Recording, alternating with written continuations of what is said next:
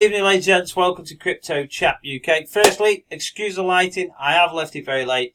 It's been about a week and a half since I put a video on, and I know I've been running behind. So full apologies for that. Apologies for the lighting tonight. But I have got some good and important information to tell you today. I'm going to go through some news. I'm going to try and go through it as quickly as possible. It's got various things in there. A couple of things about Ripple. A couple of things about a few other items that I think we need to go through, including a statement from Bank of America, I think it is. But I want to talk about, quickly, briefly, Bitcoin itself and cryptocurrencies in general. I have a lot of people ask me for advice on cryptocurrencies and so forth, and I have a lot of people who hook me up with people, link people to me, to mention my name to them, which is great, wonderful. I'll always happily talk and chat to people about cryptocurrencies. Like I always say, I'm not a financial advisor, but I have learnt a lot about it, and I've spent a lot of time on it. And, I am bullish on cryptocurrencies, of course, because I can see what the future holds. Okay? But there has been a few people, including professionals, non-professionals and professionals, some financial advisors and so forth, and some are positive on it and some are negative on it. We do see this all the time on YouTube. Some are a bit too bold on the negative and some are a bit too bold on the positive, I think. But when it comes to the negative, the reason I don't think it's right to be bold on the negative as such is because if you can't see where the cryptocurrencies and the blockchains and everything else can work for us, if you can't see where it's going to be in the future, and you are telling people clearly to stay away from it, not to even look into it, is very, very silly because they're potentially going to miss out. They're potentially going to miss out on something really great. I want to go through. So, what is Bitcoin really about, right? If we're talking about Bitcoin, what is it really for?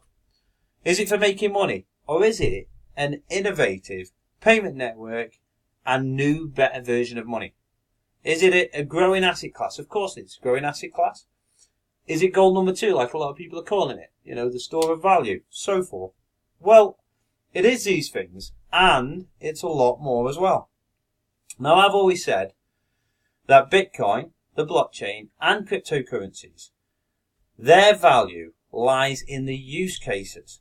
But it just so happens that when you have something that is world changing, that is as world changing as this technology, it is also valuable financially, of course. Okay? And it can make you money, of course. It can and it will make you money if it is of any value to the world whatsoever. Okay? So, this is basically, it's a new money in a way. Basically, when you go into Bitcoin, you're putting money into Bitcoin, you're changing one money to another money. So, an old money system to a new money system. So, you're changing one for the other. But not only is it deflationary, in Bitcoin's case in particular, but it's what Satoshi Nakamoto had in mind for Bitcoin and the blockchain. He was talking about small payments and being able to process large and small payments. Okay. Now we see it and we do things differently as well. There's a lot of stuff on top of it. But as it turns out, the use cases can be and are and will be much more extensive for cryptocurrencies and the blockchain. Of course, the use cases are much more extensive than we ever thought. And it's being expanded all the time. So as far as currency, especially with Bitcoin, you are changing an old inefficient currency. Okay, you are swapping an old inefficient currency for a far superior new currency when you change your money into Bitcoin.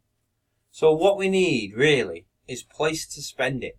Okay, not just Bitcoin, but other cryptos as well, of course. You need to spend it for. And what we need is for the adoption rates to go up. Of course we do. We need mass adoption eventually, and that will happen. That will happen, I've got no doubt. And then that way it will continue to increase for its original use case as well as the way we see it today. So its original use case, its original different type of money, much more efficient, better, and what we need for the future. But also the other things that we see it for, the store of value idea and the gold number 2, we have it to them. But just remember, cryptocurrency is not just about making money, okay? But there is money to be made in cryptos. And you've got something with value like this for worldwide change. We talk about paradigm shift. It takes a long time for that, but it is superior value and is superior for the world. Now I'm going to go through a little bit of news. Hopefully it's all good for you. I want to quickly go through CFTC Chairman. He says 2/3 of fiat currency not worth the paper it's written on. The head of the US regulator Commodity Futures Trading Commission, CFTC, sees Bitcoin or other cryptocurrencies helping consumers escape fiat currency in the majority of the world by 2028. So, as part of comments to CNBC about cryptocurrency regulation in the US, Chairman J. Christopher Giancarlo describes 2/3 of fiat currencies in circulation as not worth the polymer or the paper they're printed on. He said he personally thinks cryptocurrencies are here to stay, and he thinks there's a future for them, which is what I've always said.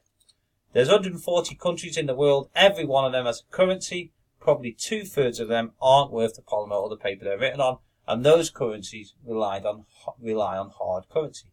Bitcoin may solve some of the problems, whether it's Bitcoin or another cryptocurrency, but we're talking 10 years down the line.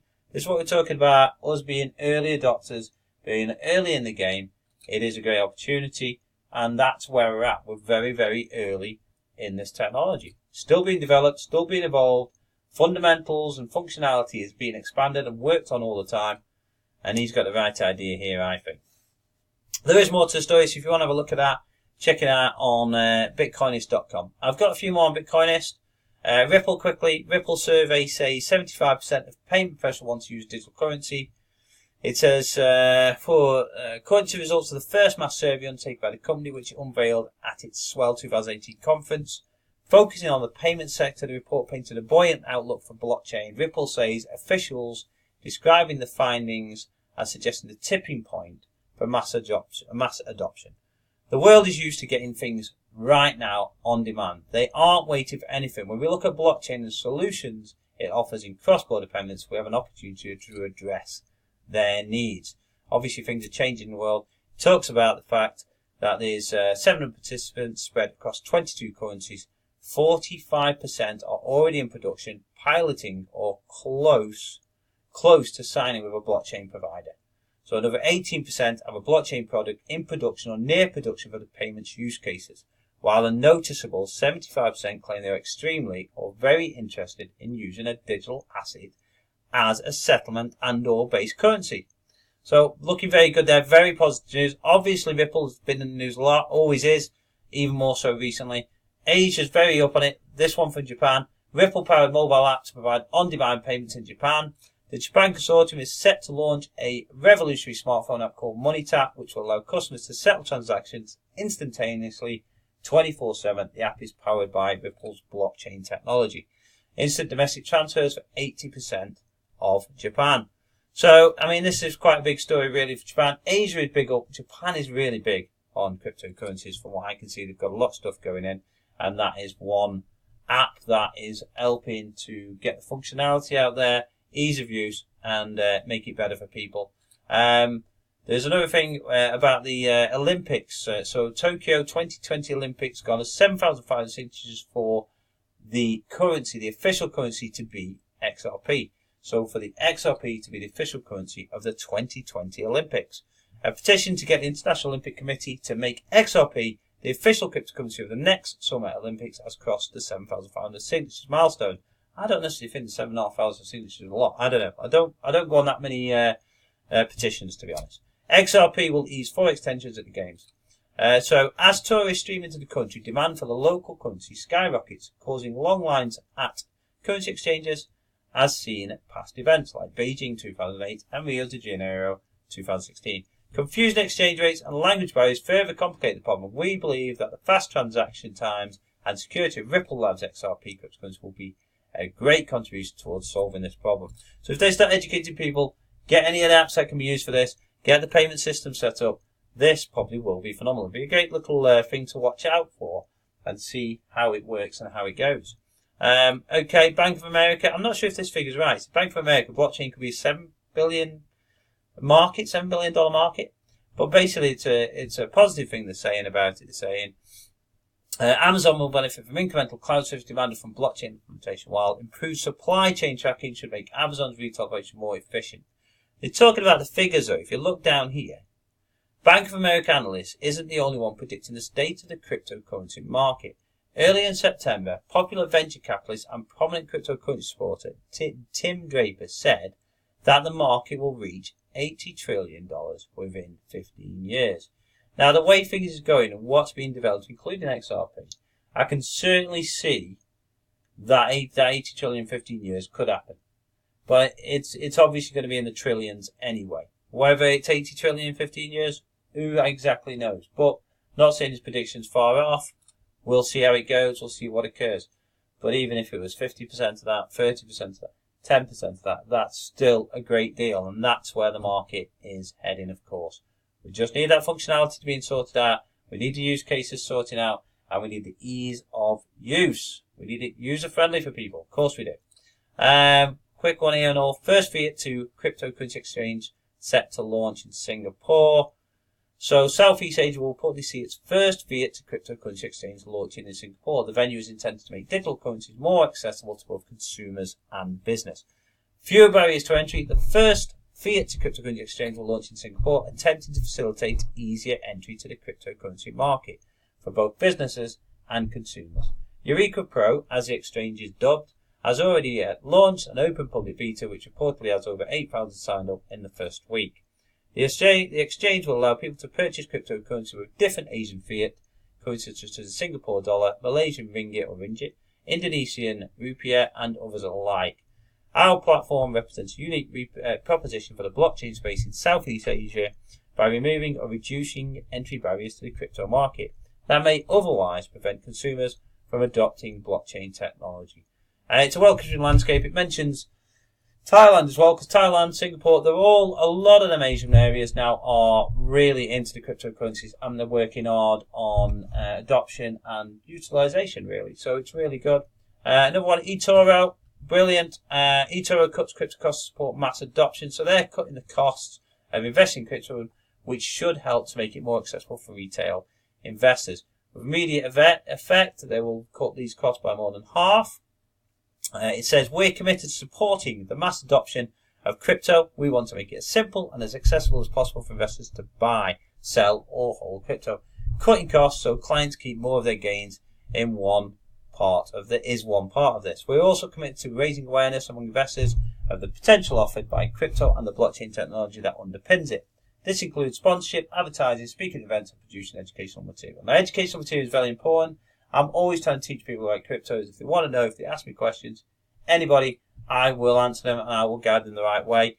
Hopefully show them the route. Don't forget, not a financial advisor, but I can help you to understand the market a lot better. Yes, crypto is either volatile, not appropriate for all investors, but I also believe that for many, it can have a role to play as part of a diversified long-term portfolio. I believe that a lot of people should be looking at it and learning about it, then decide where they want to be. Quick look at the market before I go. Market cap is currently 219 billion. Bitcoin dominance staying around about the same as 52.3%. Bitcoin at a nice, strong $6,600. XRP, which is superb. It's taken over Ethereum a couple of times and gone back down. 47 cents, which I'm happy with. We are looking potentially at a breakout high. We might be looking at a run upwards. Let's see what happens. It's had the little pullback that we expect, of course, as you can see. So it might be getting, if you can find the bottom, getting in there, time to buy. I'm going to buy some more as soon as I believe it's at the bottom.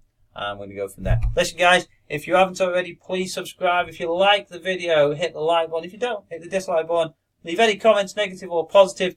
And don't forget, after you subscribe, to hit that notification bell, because I've got lots more great content coming your way. Anything you want me to cover, let me know. I'll speak to you soon, guys.